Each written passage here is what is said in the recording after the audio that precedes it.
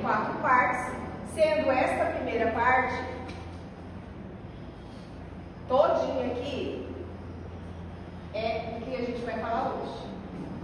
Ou seja, não vai dar tempo, então, tá? Então, mas eu vou tentar fazer o máximo que eu conseguir. O restante vai estar gravado para vocês, tá bom? Para vocês não se preocuparem. Depois eu vou enviar o slide no grupo, do jeito que está aí, tá? Não se preocupem. Tem que ser anotar quando não tá, mas eu vou enviar lá. E aí vocês vão estudando por lá. Beleza? Certo? Então vamos lá.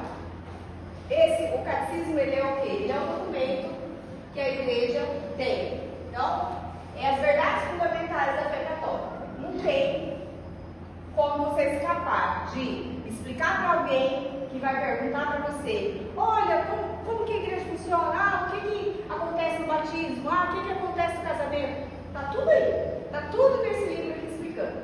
Tá? Tem alguns detalhes, obviamente, que não é impossível, né? Tá todas as respostas, mas pelo menos a base da igreja está aqui.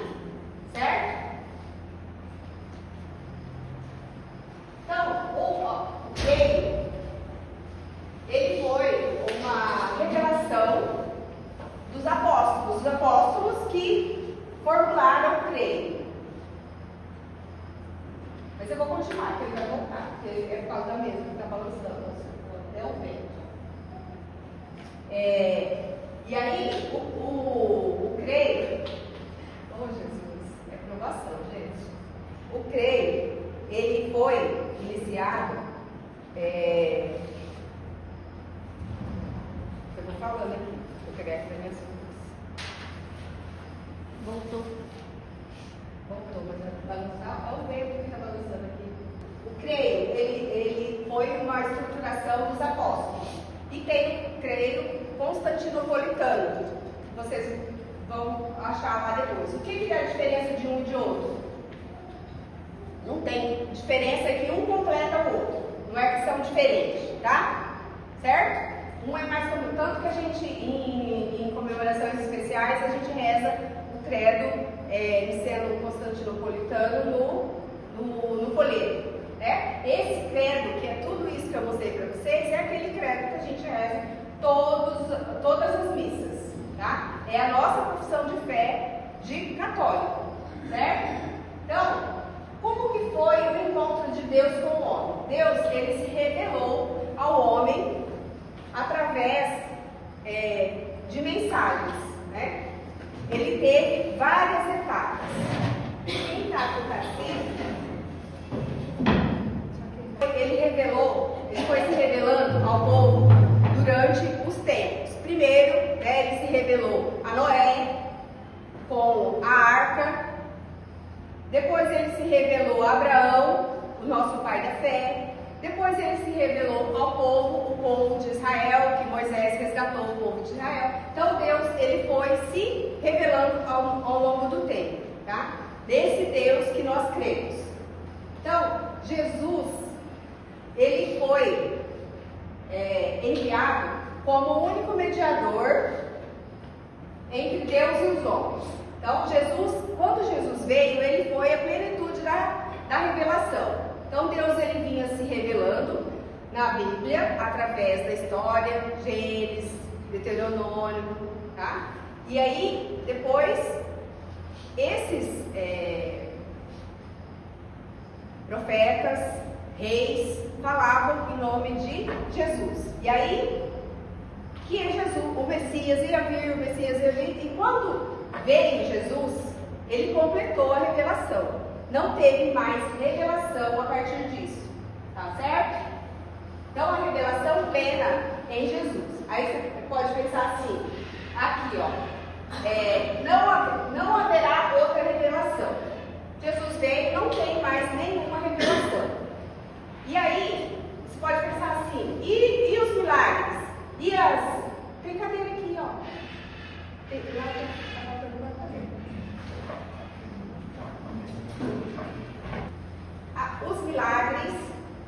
Os milagres eucarísticos, os santos, a os santos incorruptos, eles não fazem parte da revelação, tá?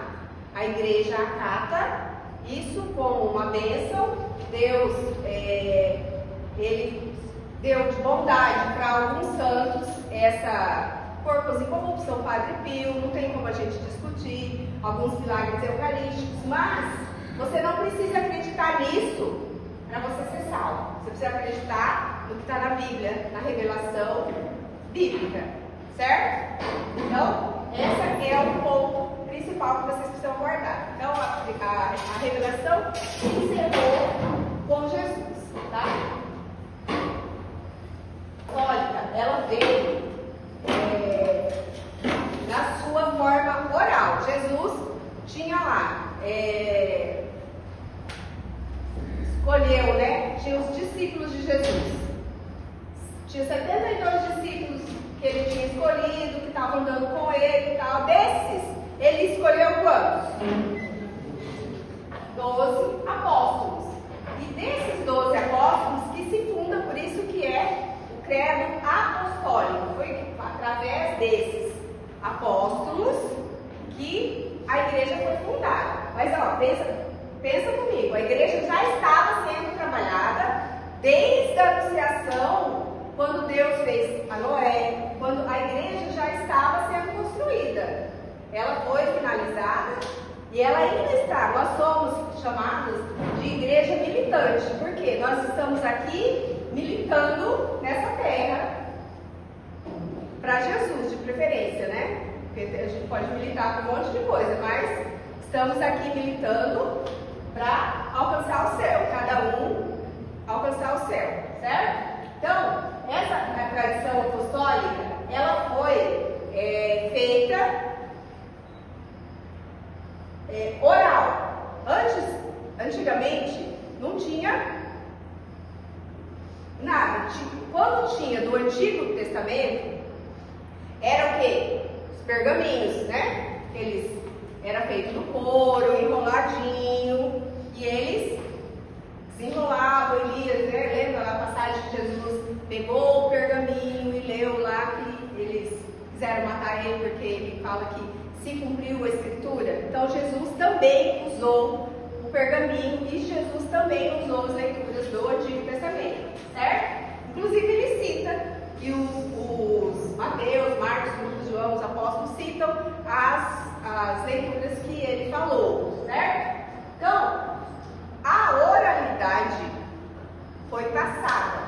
Então, tem algumas leituras que Paulo fala, né? Que ele fala para o bispo, não é Tomé,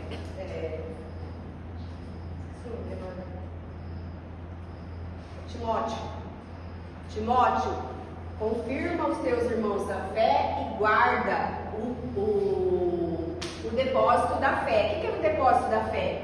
O creio. Guarda as informações de Jesus. O que é as informações de Jesus? Elas estão estruturadas no creio, certo? Então, ligando aí comigo? Tudo bem?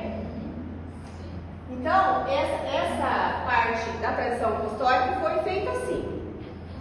Aí, ao passar do tempo, eles viram a necessidade de fazer o quê? Registrar. Porque estava se perdendo. Foi assim que, juntando os livros, foi construída a Bíblia. Tá? A Bíblia não foi. Então, pensa bem, a igreja nasceu antes da Bíblia. Guardem isso. A igreja nasceu antes da Bíblia. Os apóstolos, os bispos, o Papa, sucessor de Pedro, que no ano 380 para frente começaram a fazer o estudo e começaram a construir a Bíblia que nós temos hoje. Tá? Então, a igreja nasceu antes da Bíblia, certo? Daí aqui, então, o nosso pilar da igreja é apostólico, né? É a Sagrada Escritura, é o magistério. O que é o magistério? Os padres, os bispos da igreja. Então, eles têm o depósito da fé. Os documentos da igreja estão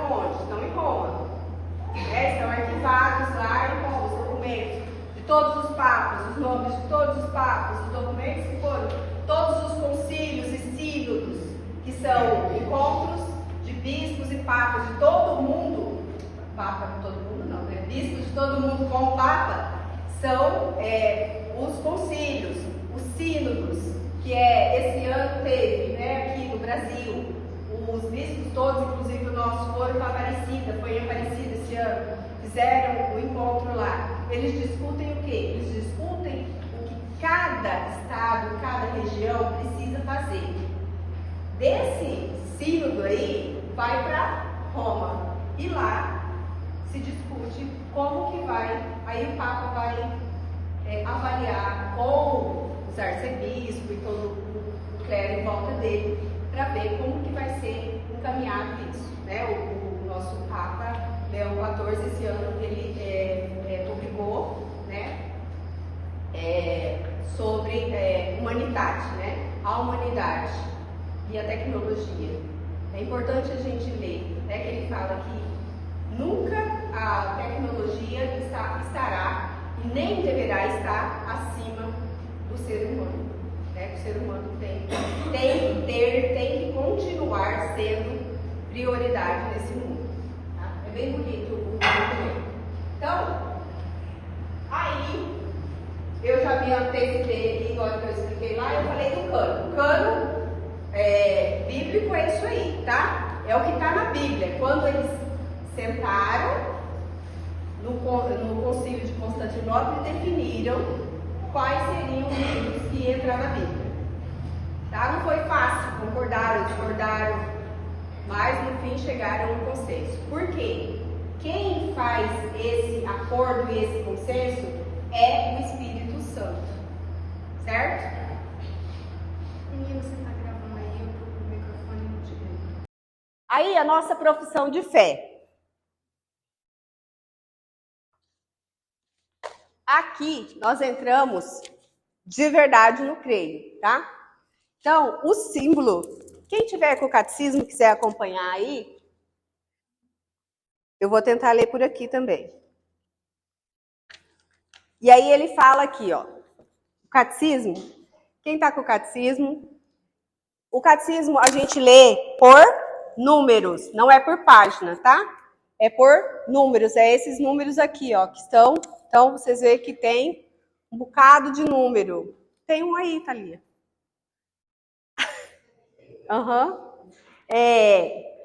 A palavra do símbolo, ela é uma palavra que vem do grego. Vou ler aqui para vocês. 188. 188. Que é que significa um objeto quebrado. O símbolo, eles não tinham documento para fazer um registro. O que eles fizeram? Eu não tenho nada aqui para quebrar, mas eu vou quebrar isso aqui. Ó, eles pegavam, por exemplo, uma vareta e eles faziam um símbolo. Cada um levava, esse era o acordo. Cada um levava, quando era a época de receber aquele produto ou aquele, eles vinham lá e conectavam aqui quem estava com o poder da vareta, do pau, do cimento, sei lá, não, do cimento não tinha. Aí, a gente vai falando, né?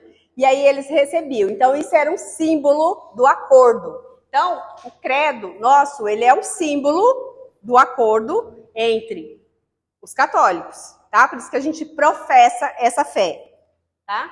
Então, nós professamos a fé no 189, a profissão de fé no batismo.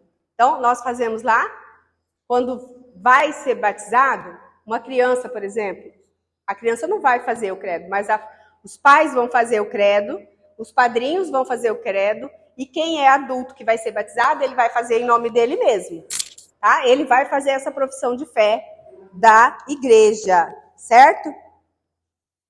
Então, aí começa os tópicos do creio, tá? Creio em Deus Pai Todo-Poderoso, Criador do céu e da terra. Todo ele como que a catequese pega? Ela pega e destrincha esse creio em pedacinhos, para ir explicando as conexões das coisas durante o creio. Então, a gente, igual quando a gente reza o rosário, a gente precisa pensar quando você está rezando, você vai pensar na vida de Cristo. Quando você está rezando o credo, você está pensando no processo que a igreja está passando e no processo que nós estamos nos comprometendo com a igreja. Tá? Então, é esse o objetivo do credo. A gente lê e fala tão rapidinho e tão decoradinho, né, o credo. Depois nós vamos estudar o Pai Nosso também, os detalhes do Pai Nosso. Né? Então, a gente precisa pensar, né, nesse eu creio em Deus Pai. Quem que foi esse Deus Pai aí? Que eu creio, que eu preciso crer. Ele foi, a gente fala, né, o alfa e o ômega, o primeiro e o último, o começo e o fim. O credo